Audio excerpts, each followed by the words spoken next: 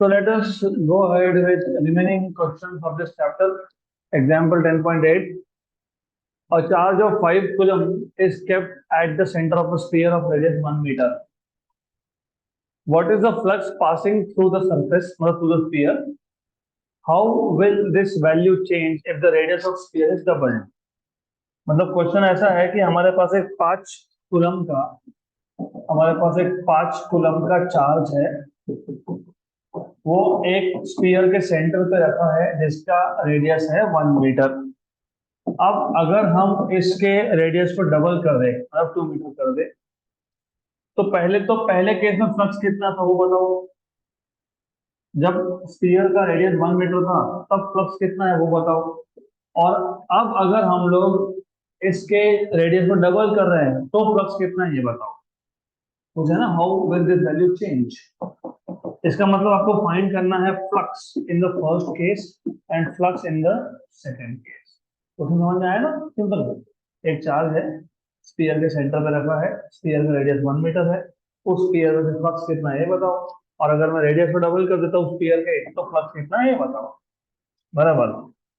तो जिनको जो इमेजिन नहीं कर पा रहे हैं बता देता हूँ। हमारे पास ये एक चार्ज है +5 कूलम का, उसके बाद ये एक स्फीयर है 1 मीटर रेडियस का, इस तरह फ्लक्स कितना है ये पूछा है। फिर अगर मैंने सपोज इसके रेडियस को डबल कर दिया तो ये पहला वाला स्फीयर था R1 रेडियस, दूसरा वाला स्फीयर है R2 रेडियस। तो इन दोनों स्फीयर में से कितना फ्लक्स है ये आपसे पूछा, राइट। तो फ्लक्स कैसे फाइंड करते हो, हाउ डू फाइंड फ्लक्स। याद है कि Gauss law, total flux equal to charge enclosed upon epsilon zero. याद है गॉस लॉ, ऐसे था ना, total flux equal to charge enclosed upon epsilon zero. हाँ, टोटल फ्लक्स को तुम और एक तरीके से लिखते हो, integration A bar dot D S bar. यहाँ पे उसकी जरूरत ही नहीं है हमको, तो हम लोग नहीं लिखेंगे। गुड। तो सॉल्यूशन, पहले केस में फ्लक्स कितना आएगा, charge enclose upon epsilon zero. Charge कितना है, पहले स्फीयर पे चार्ज कितना है अंदर, 5 अपॉन एप्सिलॉन जीरो। दूसरे केस में फ्लक्स क्या आएगा, charge enclose upon epsilon zero. दूसरे केस में दूसरे स्फीयर पे चार्ज कितना है अंदर, 5 अपॉन एप्सिलॉन जीरो। दोनों केस में फ्लक्स क्या है, सेम है। अब सेम है, नो चेंज। तो flux in the first case is equal to flux in the second case. हो गया, क्वेश्चन खत्म। हाँ, ये हो सकता है कि तुमको वैल्यू भी फाइंड करनी पड़े, कर लेंगे। वैल्यू कैसे फाइंड करोगे, सिंपल है। एप्सिलॉन जीरो की वैल्यू पता होना चाहिए। पता है क्या मेरे आपको एप्सिलॉन जीरो की वैल्यू पता है क्या, 8.85 इंटू 10⁻², -12 की -11, -12 होता है ये, -12। तो उसको सिर्फ सॉल्व करना। अब ये 10⁻, -12 ऊपर जाएगा, 10⁻+1 बन जाएगा। और just a minute, calculator, 5 divided by 8.85, 0.5649, 0.5649 into 10⁻12 आ गया। इतना फ्लक्स है पहले केस में। दूसरे केस का भी इतना ही फ्लक्स है, क्योंकि दूसरे केस में भी वही है, charge enclose upon epsilon zero मतलब वही, 5/एप्सिलॉन जीरो मतलब वही, 0.5649 इंटू 10⁻12। और फ्लक्स का ऐसा यूनिट होता है वेबर। क्या होता है, weber. Done. So therefore, flux in the first case is equal to flux in the second case. There is no change in the flux. अगला example 10.9, electric dipole of length 2 centimeter is placed with its axis making an angle of 30 degree with uniform electric field of 10⁵ Newton per coulomb as shown in figure। Figure गायब है, मैं draw कर देता हूँ। तो ऐसा होना चाहिए था, हमारे पास एक यूनिफॉर्म इलेक्ट्रिक फील्ड है, ये यूनिफॉर्म इलेक्ट्रिक फील्ड है और इलेक्ट्रिक फील्ड की वैल्यू दी है। इसमें आपके पास एक इलेक्ट्रिक डाइपोल है, ऐसा एक इलेक्ट्रिक डाइपोल है। और जो इलेक्ट्रिक डाइपोल है इसने कितना एंगल बनाया, 30 डिग्री, किसके साथ, फील्ड के साथ। तो इलेक्ट्रिक डाइपोल है, इसका जो एंगल है ये 30 डिग्री ऐसा बोला है। ये प्लस माइनस चार्ज ले लो और यहाँ प्लस चार्ज ले लो। ये इलेक्ट्रिक फील्ड का पॉजिटिव है, इलेक्ट्रिक फील्ड का नेगेटिव, बराबर। और आपको electric dipole of length, what is length of dipole, याद है क्या आपको? लेंथ ऑफ डाइपोल मतलब पॉजिटिव और नेगेटिव चार्ज का डिस्टेंस। कितना लेते हो? 2L। ये L और ये L, तो 2L। तो आपको गिवन में 2L दिया हुआ है, 2 सेंटीमीटर। एक्सिस का, डाइपोल के एक्सिस का और इलेक्ट्रिक फील्ड का एंगल दिया हुआ है 30 डिग्री। इलेक्ट्रिक फील्ड E, इसकी वैल्यू दी हुई है आपको 10⁵ न्यूटन पर coulomb. If it experience torque of, torque दिया हुआ है, टॉर्क, टॉर्क का वैल्यू कितना दिया हुआ है, 10√3 newton metre. Calculate the magnitude of charge on the dipole, calculate the magnitude of charge on the dipole. तो जो दो चार्जेस है, इन दोनों में से एक का मैग्नीट्यूड। समझ में आया क्वेश्चन? बहुत सिंपल है। आपको इलेक्ट्रिक फील्ड दिया था, उसमें डाइपोल है, इलेक्ट्रिक फील्ड और डाइपोल के एक्सिस में एंगल कितना है, 30 है। दो चार्जेस है, उसमें से एक चार्ज का मैग्नीट्यूड पूछा है, टॉर्क बताया है, इलेक्ट्रिक फील्ड बताया है, एंगल दिया है, 2L दिया है। तो मेरे को कौन बताएगा what was the formula for torque? Torque का फॉर्मूला क्या था? हमने डिराइव किया, मेंशन भी किया था टॉर्क का फॉर्मूला। देखो देखो लिखा हुआ है, पीई साइन थीटा से लिखा हुआ है। Torque equal to PE sine theta, ऐसा है कि नहीं? हाँ, लेकिन फाइनल फॉर्मूला देखो पीई साइन थीटा आता है। Torque acting on dipole in an external electric field है, PE sine theta derive derive किया हमने। मैं, आई कैन शो इट, हमने डिराइव किया ही, क्लास में डिराइव किया है हमने। रुको रुको रुको रुको, नहीं रुको रुको, मैं बताता हूँ। देखो ये था क्या, torque acting on dipole in an external electric field. देखो तो ये देखो, है पी साइन थीटा, है ना? हाँ, व्हाट इज पी? पी क्या होता है यहाँ पे? Electric dipole moment. लेकिन पी का फॉर्मूला क्या होता है? क्यू इंटू 2L, क्योंकि हमको क्यू फाइंड करना है। तो क्यू इक्वल टू क्या आ गया, torque upon 2L E sine theta, बन गया फॉर्मूला। और 2L की वैल्यू कितनी दी हुई है, 2 सेंटीमीटर। सेंटीमीटर को मीटर में कैसे कन्वर्ट करोगे, 2 × 10⁻⁻²मीटर। Okay, good. तो अभी सिर्फ आपको यहाँ सब्स्टिट्यूट करनी है वैल्यू। तो Q equal to torque upon 2L E sine theta. Torque की वैल्यू कितनी है, 10√3। 2L की वैल्यू कितनी है, 2 × 10⁻²। ई की वैल्यू कितनी है, 10⁵ भाई बोला ना, 10⁵ दिया ना, yes. Sine of 30, sine of 30 कितना होता है, कितना होता है, 1/2। तो साइन ऑफ 30 होता है 1/2। तो साइन 30 हो गया 1/2। ये 2 और ये 2 कैंसर। 10⁻², और 10⁵, 10⁵, 10⁵ ऊपर जाएगा, -3। तो 10√3 इंटू 10⁻³ मतलब 10⁻² इंटू √3, ये मतलब हो ना उसका। तो what is the value of √3? 1.732।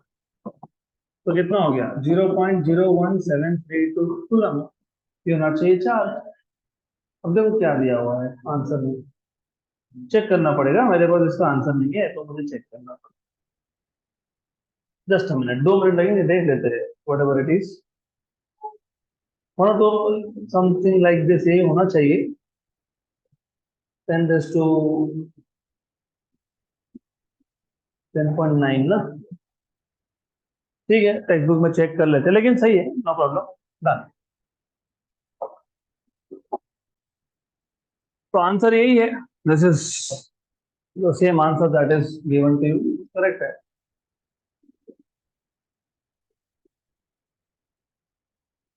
One last question of this chapter, उसके बाद एक छोटा सा थ्योरी टॉपिक है।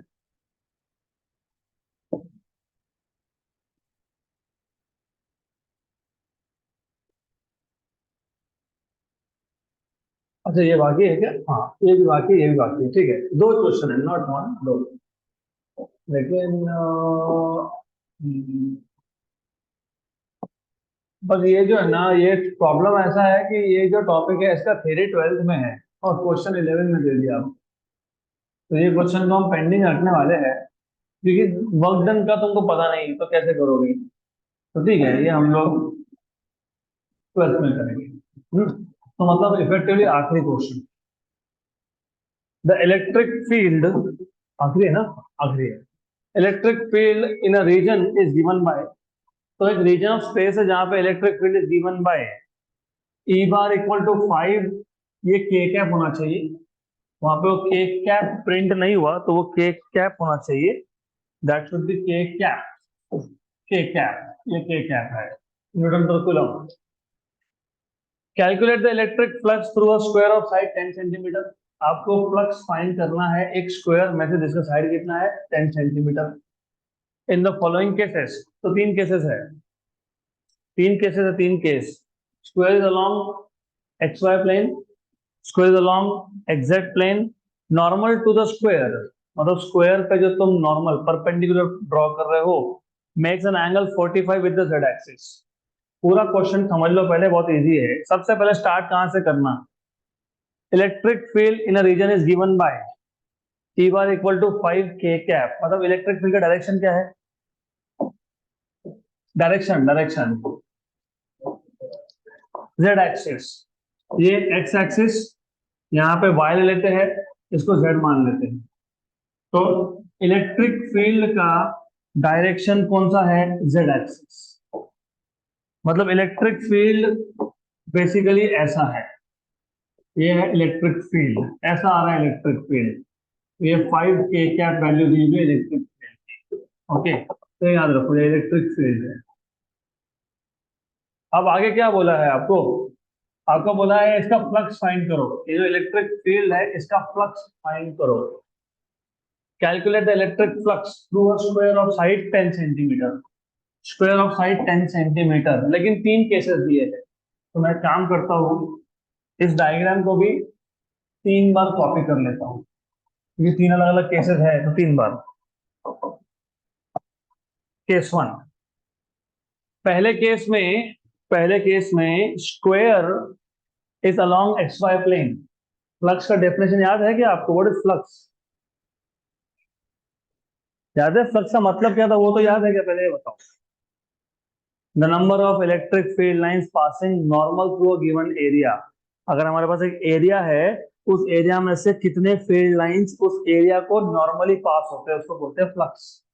और उसका फॉर्मूला याद है आपको, E bar dot D S bar, electric flux का फॉर्मूला क्या था, E bar dot D S bar, what is E bar dot D S bar, ADS cos theta, बराबर।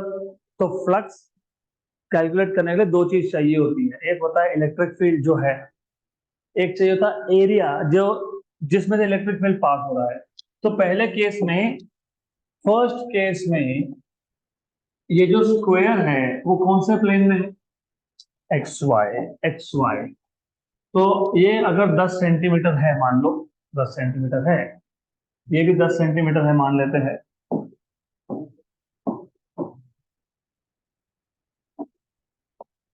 ऐसा आ जाएगा, करेक्ट, गुड। आपको याद है कि एरिया का डायरेक्शन कैसे निकालते हैं हम लोग, एरिया का डायरेक्शन कैसे निकालते हैं? मैंने इलेक्ट्रिक फ्लक्स जब सिखाया था तब बताया था, मैंने आपको बोला था कि इलेक्ट्रिक फ्लक्स में नॉर्मली होना क्या चाहिए, जो इलेक्ट्रिक लाइंस हैं वो एरिया को परपेंडिकुलर होने चाहिए, है ना, लेकिन हर बार ऐसा नहीं होता है। ऐसा भी हो सकता है। तो ये इलेक्ट्रिक फील्ड का डायरेक्शन हो गया। और एरिया, ये एरिया है, इसका डायरेक्शन निकालने के लिए क्या करते हो? एरिया का डायरेक्शन कैसे मिलता है? एरिया पे ही परपेंडिकुलर ड्रॉ कर देते हैं। तो किसी भी एरिया का डायरेक्शन निकालने के लिए क्या करते हैं हम लोग? किसी भी एरिया का डायरेक्शन फाइंड करने के लिए हम लोग क्या करते हैं? उसी एरिया पे क्या ड्रॉ कर देते हैं? Normal. What is the direction of area? Normal to the area. यहाँ पे एरिया किसका? स्क्वायर का। डायरेक्शन कैसे निकालोगे? कैसे फाइंड करोगे डायरेक्शन? कैसे फाइंड करोगे? पूरी कहानी तो बता दी मैंने। एरिया का डायरेक्शन कैसे निकाला जाता है? उस एरिया पे परपेंडिकुलर, अगर एरिया एक्स वाई प्लेन में है तो एक्स वाई प्लेन को परपेंडिकुलर कौन होगा? Z axis. तो ये एरिया का डायरेक्शन हो गया। तो अभी मुझे देख के बताओ, ये डायग्राम देख के बताओ, एरिया और इलेक्ट्रिक फील्ड में कितना एंगल है? Zero. Here E bar and A bar have same direction, have same direction. Therefore, theta is zero. Therefore, flux कैसे फाइंड करते हो? E bar dot A bar, E bar dot ds bar लिख रहे थे, सही है, लेकिन ds छोटा एरिया था, ये बड़ा एरिया, तो क्या बोल दिया मैंने? A bar। तो ये क्या आएगा? E A cos theta। Very good, very good. What is theta here? Theta कितना है? जीरो। तो कॉस जीरो। ई की वैल्यू कितनी है? ई की वैल्यू, ई की वैल्यू 5। एरिया, एरिया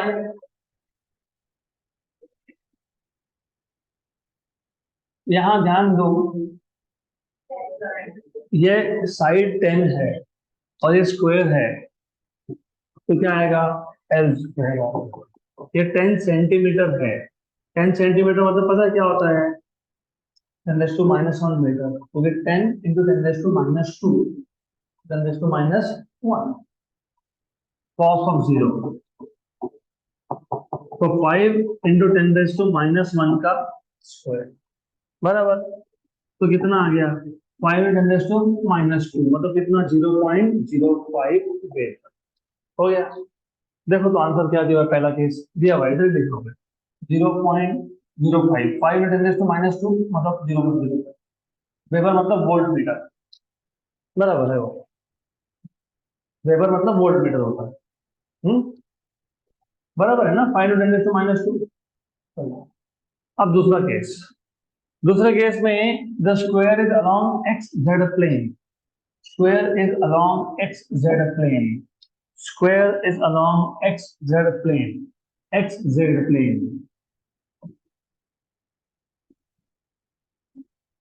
तो square is along X Z. इसमें से एक भी इलेक्ट्रिक फील्ड लाइन पास नहीं हो रहा है। हो रहा है क्या? ये जो बोर्ड है ये एग्जैक्ट प्लेन है। जो बोर्ड है, बोर्ड जिसमें मैं लिख रहा हूँ, या मोबाइल जिसमें तुम देख रहे हो लेक्चर, वो एग्जैक्ट प्लेन है। और इलेक्ट्रिक फील्ड अलोंग जेड है। तो एरिया को इलेक्ट्रिक फील्ड परपेंडिकुलर है कि पैरेलल है? पैरेलल है। तो फ्लक्स कितना आएगा? जीरो, क्योंकि फ्लक्स का डेफिनेशन क्या था? परपेंडिकुलर। तो यहां तो फ्लक्स आएगा ही नहीं, यहां तो flux is zero, since no electric line pass through area, no electric lines pass through area.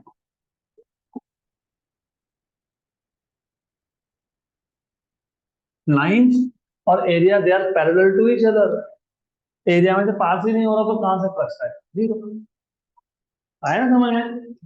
नहीं आया समझ तो वापस समझ लो फिर देखो ये था area, square, x Z plane में था। ये था इलेक्ट्रिक फील्ड। इलेक्ट्रिक फील्ड पास हुआ क्या इस एरिया में से? नहीं। तो flux is zero, flux is zero. बस। तीसरा, तीसरा केस थ्री। केस थ्री में क्या बोला है? देखो तो क्या बोला केस थ्री में? The normal to the square, normal to the square makes an angle of 45 with the z axis. तो जो तुम एरिया ड्रॉ करने वाले हो ना, एरिया, एरिया को जो तुम नॉर्मल करोगे वो वो कितना एंगल बनाएगा, 45 डिग्री। किसके साथ? लेकिन जेड एक्सिस के डायरेक्शन में कौन था? इलेक्ट्रिक फील्ड, मतलब किसके साथ? इलेक्ट्रिक फील्ड के साथ, बराबर। तो इस केस में क्या करेंगे पता है? इस केस में ना एरिया ले लेंगे हम लोग, सम एरिया, सम एरिया, एक स्क्वायर ले लेंगे, तो टेक जस्ट सम स्क्वायर, एक स्क्वायर ले लेंगे और दिखा देंगे कि ये जो स्क्वायर है, ये जो स्क्वायर है, इस स्क्वायर ने इलेक्ट्रिक फील्ड के साथ, यहाँ ध्यान दो, गड़बड़ मत करो, ये एंगल कितना बनाया इसने, 45, बराबर। ये एरिया का डायरेक्शन हो गया। तो यहाँ पे फ्लक्स क्या आएगा, E bar dot A bar. What is E bar dot A bar? ये कॉस थीटा, यहाँ पे थीटा कितना है, 45। तो फ्लक्स कितना है, ई ए कॉस 45। ई की वैल्यू कितनी थी, 5।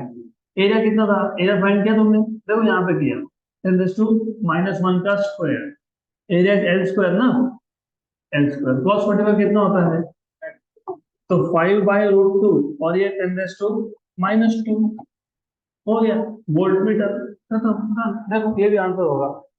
अच्छा ये आंसर प्रिंट नहीं हुआ, लेकिन आंसर वही होगा, 5/√2 कितना दिया हुआ है, 3.5। तो 5/√2 वही होता है ना फिर।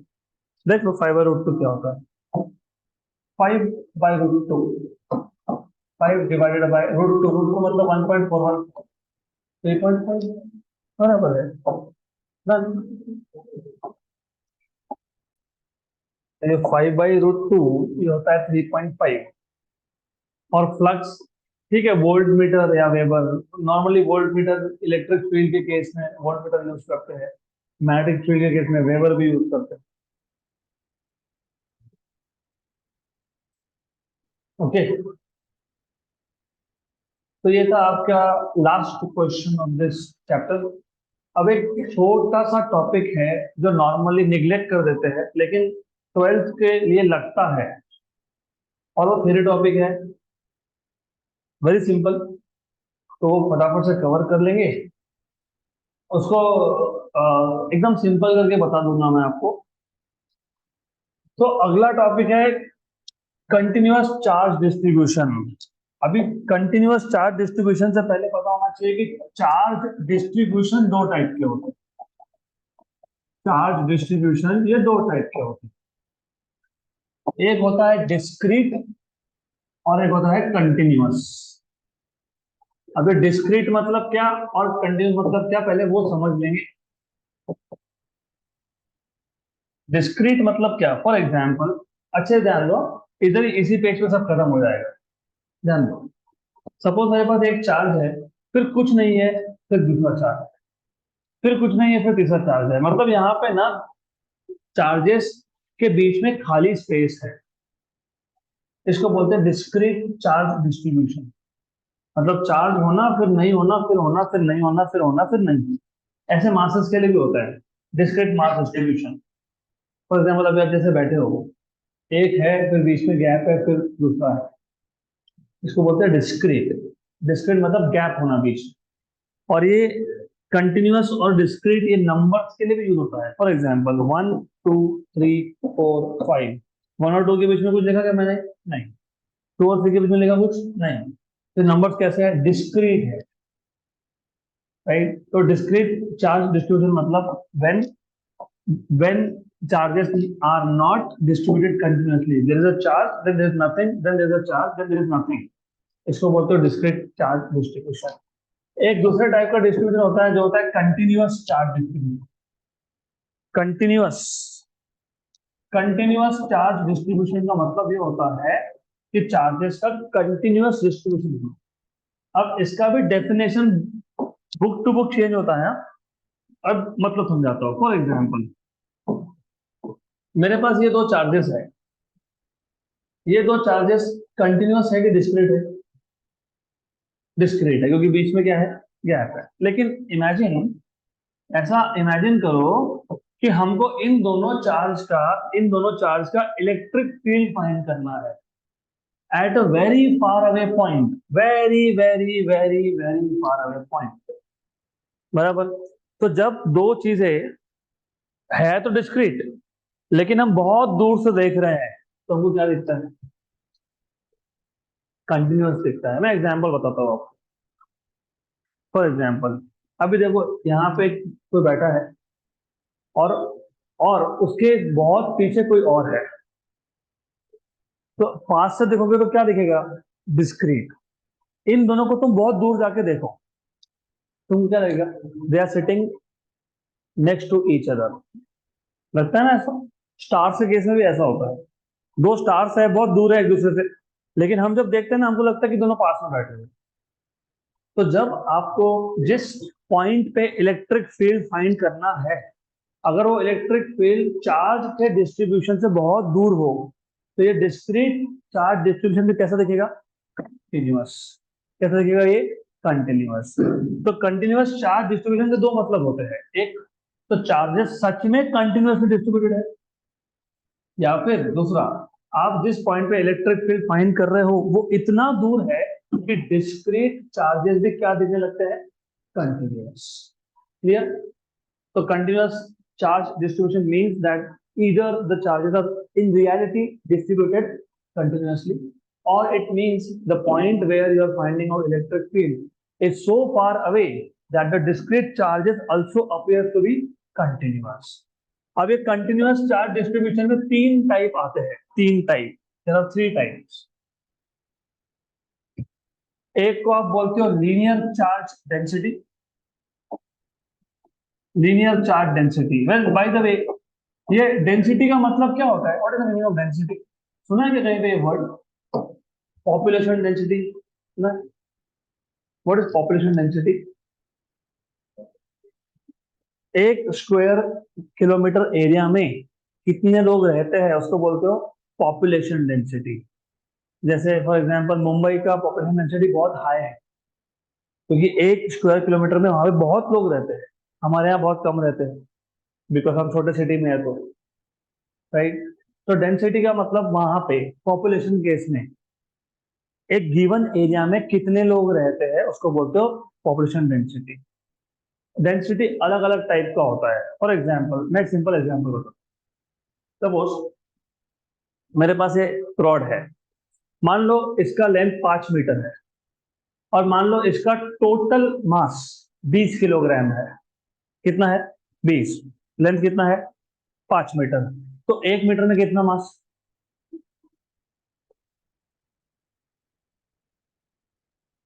Length 5 metre, total mass 20 kilogram, तो 1 मीटर में कितना मास? 4। तुमने क्या किया? 20/5। मतलब तुमने क्या किया? मास को लेंथ से डिवाइड किया, है ना? मास को लेंथ से डिवाइड किया। इसको बोलते हो लीनियर मास डेंसिटी। क्या बोलते हैं इसको? Linear mass density. क्या बोलते हैं इसको? Linear mass density.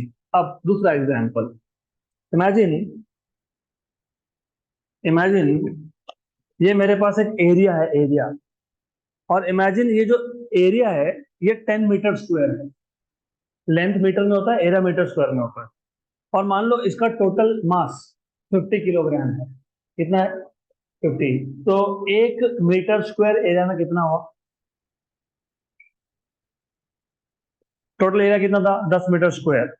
मास कितना था? 50 किलोग्राम। तो 1 मीटर स्क्वायर में कितना हुआ? 5। तुमने क्या किया? मास को एरिया से डिवाइड कर दिया।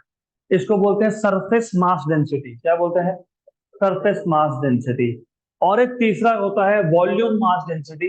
जब नॉर्मली तुम डेंसिटी बोलते हो तुम उसकी बात कर लो। वॉल्यूम मास डेंसिटी बताता हूँ, what is the meaning of volume mass density. तो फॉर एग्जांपल, सपोज मेरे पास एक सिलेंडर है, ये वॉल्यूम है, 3D है ये। या फिर क्यूब ले लो, अगर तुमको कंफ्यूज होता है तो क्यूब भी ले सकते हो। लेकिन टेक क्यूब, मेरे पास वो क्यूब का स्ट्रक्चर नहीं है इधर, चेक कर लेता हूँ है क्या, होगा तो वही बेटर रहेगा। होगा तो, नहीं है, अनफॉर्चुनेटली नहीं है। चलो कोई बात नहीं, नहीं है तो नहीं है, हम बना लेंगे। तो मान लो हमारे पास एक क्यूब है। Imagine we have a cube, और इमेजिन इस पूरे क्यूब का, अच्छे से सुन लेना, इस पूरे क्यूब का मास 100 किलोग्राम है। कितना है? 100। और इसका वॉल्यूम 25 मीटर क्यूब है। कितना है? 25। तो 1 मीटर क्यूब में कितना मास? 4। तो तुमने किसको किससे डिवाइड किया? वॉल्यूम को मास से। उल्टा किया, मास को वॉल्यूम से। तो किलोग्राम पर मीटर क्यूब। जब तुम बोलते हो ना पानी का डेंसिटी 1000 किलोग्राम पर मीटर क्यूब, तो वो बता रहे हो कि 1 मीटर क्यूब वॉल्यूम में कितना पानी बैठेगा? 1000 किलोग्राम। अब ये तीनों कॉन्सेप्ट को, पहले केस में मैंने आपको बोला था रॉड, रॉड का मास और उसका लेंथ। आपने क्या किया? मास को किससे डिवाइड कर लिया? लेंथ। अब सिर्फ यहाँ पे ना मास भूल जाओ, चार्ज इमेजिन करो। सपोज मेरे पास एक वायर है जिसका लेंथ है 10 मीटर, और इस पे चार्ज है 50 कूलम। कितना? 50 कूलम, 50 कूलम। तो हर एक मीटर में कितना हो गया? 5। 5 कूलम पर मीटर। उसको बोलते हैं linear mass density, linear charge density. क्या बोलते हैं उसको? Linear charge density. क्या बोलते हैं उसको? Linear charge density. तो पहला टाइप है कंटिन्यूअस चार्ज डिस्ट्रीब्यूशन का, पहला टाइप है linear charge density. Linear charge density. मैं सिर्फ लीनियर डेंसिटी लिख रहा हूँ इसको, लीनियर डेंसिटी। तो लीनियर डेंसिटी तुमने कैसे निकाला? चार्ज को किससे डिवाइड कर दिया? लेंथ। तो ये किसमें आ गया? Coulomb per metre. इसको डिनोट करते हो लैम्बडा से। ये लैम्बडा वेवलेंथ नहीं है, ये क्या है? Linear charge density. सिंपल भाषा में 1 मीटर में कितना चार्ज, बस खत्म ना। क्लियर?